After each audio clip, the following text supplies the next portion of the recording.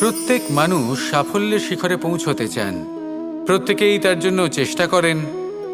প্রত্যেকেই এটা চান যে নিজের নিজের ক্ষেত্রে আমি সর্বোচ্চ শিখরে পৌঁছব।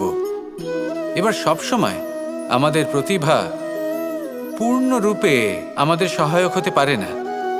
কখনো কখনো আমরা সেই কাজ একা করতে পারি না।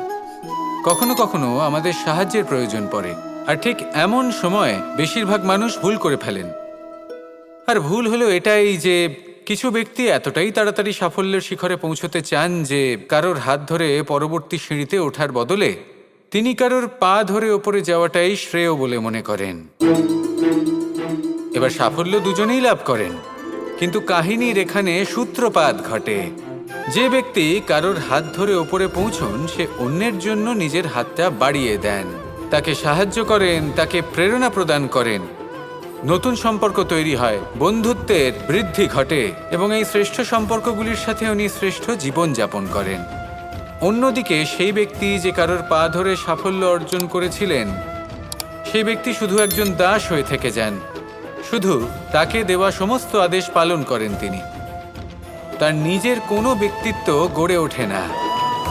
সেই জন্য আপনি যখনই সাফল্যের পথে অগ্রসর হচ্ছেন তখন পথ নির্বাচন সঠিকভাবে করুন, কারণ সাফল্যের ঊর্ধ্বেও একটি অন্য জীবন আছে।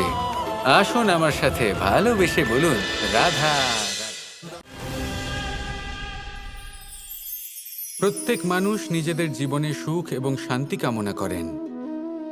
অনেক মানুষ এর জন্য শাস্ত্র পাঠ করেন যে কিভাবে জীবনে সুখ শান্তি লাভ সম্ভব।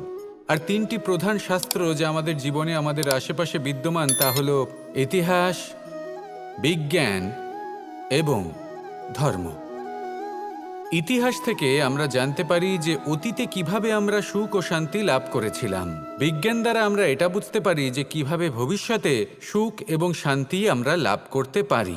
আর ধর্ম আমাদের এই শিক্ষা দেয় যে আজকের এই বর্তমানে কিভাবে সুখী থাকা যায়, কিভাবে শান্তি লাভ করা সম্ভব। আর সেটাই হলো সবথেকে বেশি প্রয়োজন।